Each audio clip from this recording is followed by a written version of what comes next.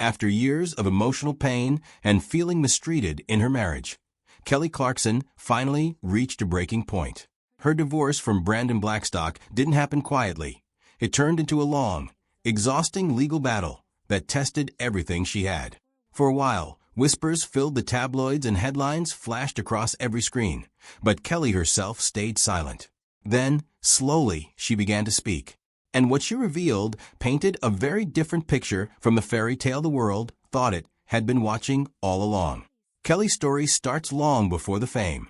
It begins in Fort Worth, Texas, in 1982, where a little girl named Kelly Brian Clarkson was born into a simple working-class family. For a few years, life felt ordinary. But when Kelly was just 6 years old, her parents divorced and the family fell apart.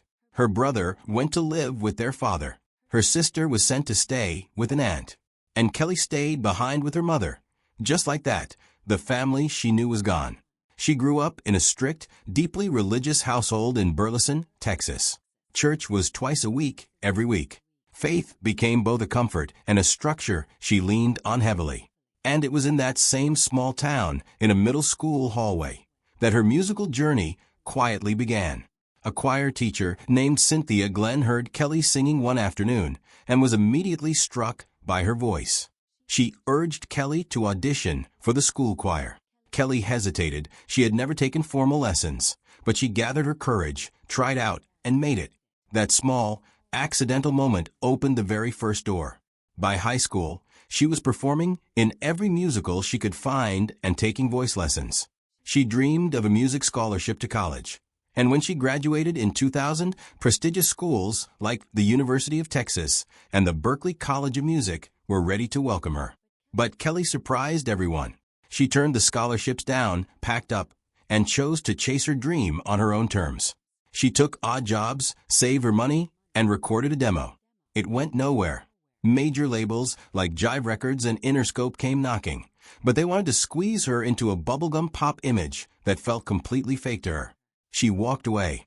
She moved to Los Angeles, worked as a TV extra, recorded tracks with legendary songwriter Jerry Goffin, and knocked on every door she could find. The industry kept telling her the same thing. Her voice was too soulful, too hard to market.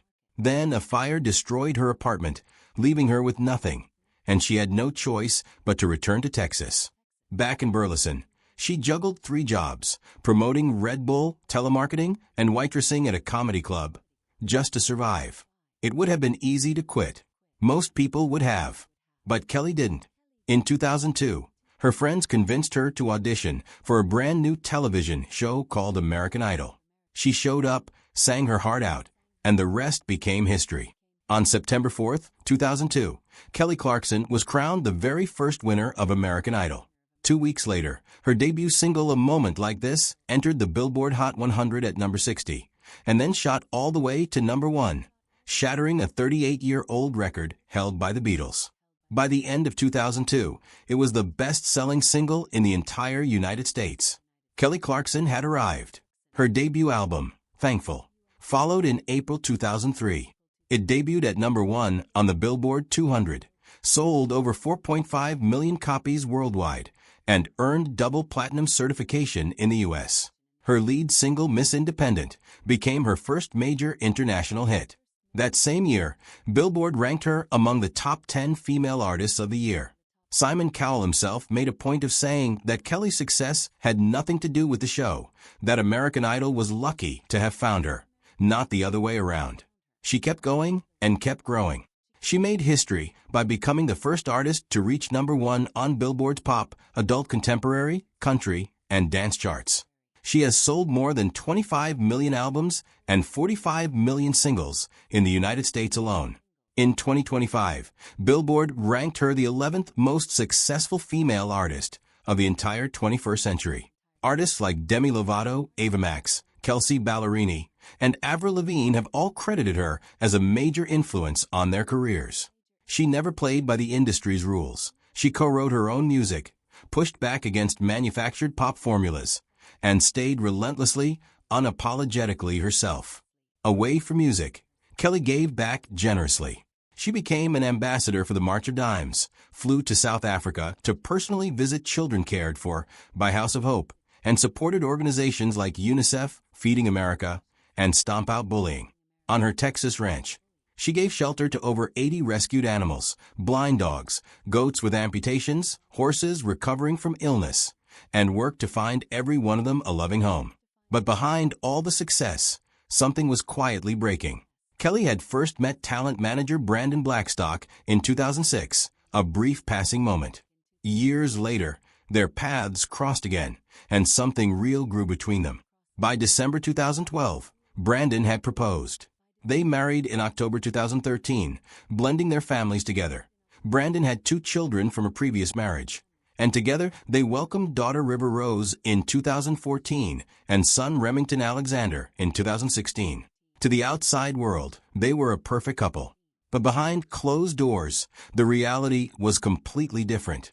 Over time, Kelly began to feel profoundly alone, like she was living as a single woman even while married, without the partnership she had always dreamed of. Carrying that loneliness while managing a demanding career and raising children became too heavy a burden. After nearly 7 years of trying, she filed for divorce in June 2020, citing irreconcilable differences. What followed was a brutal legal battle: custody of the children, spousal support, and division of property, especially their Montana ranch. All became fierce points of conflict. In November 2020, a judge granted Kelly primary custody of River and Remington. The court ruled the ranch belonged solely to Kelly, though Brandon remained on the property until he was finally ordered to leave by June 2022. In February 2022, in the middle of all of it, Kelly made a deeply personal decision.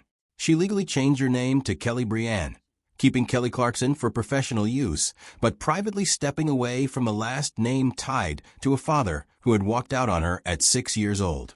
His absence had shaped her profoundly and found its way into her music, most powerfully in Piece by Piece, where she sang about abandonment, longing, and the pain of feeling unwanted. Despite attempts to reconnect over the years, they never rebuilt anything meaningful. Eventually, Kelly accepted that closure would never come and chose to create something powerful from the pain instead. Even as the divorce consumed her personal life, Kelly kept creating. In June 2023, she released her 10th studio album, Chemistry, an emotionally honest exploration of love, heartbreak, and healing that critics called one of the most important works of her career. And in true Kelly fashion, she found small ways to bring lightness to darkness. In a Christmas visualizer, she displayed 4 stockings, 1 for herself, 2 for her kids, and 1 simply labeled Nope, a playful, knowing nod to Brandon's absence that showed she had not lost her sense of humor. In 2023, Kelly made her boldest move yet.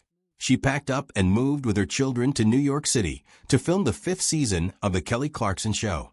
It wasn't just a career decision, it was a declaration. A new city, a new chapter.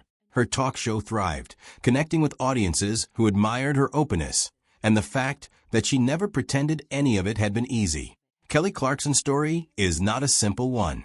It is the story of a girl from a broken home who found her voice in a school hallway, was knocked down more times than most people could survive, rose to become one of the most celebrated musicians of her generation, and then had to fight, quietly, painfully, to reclaim her own life.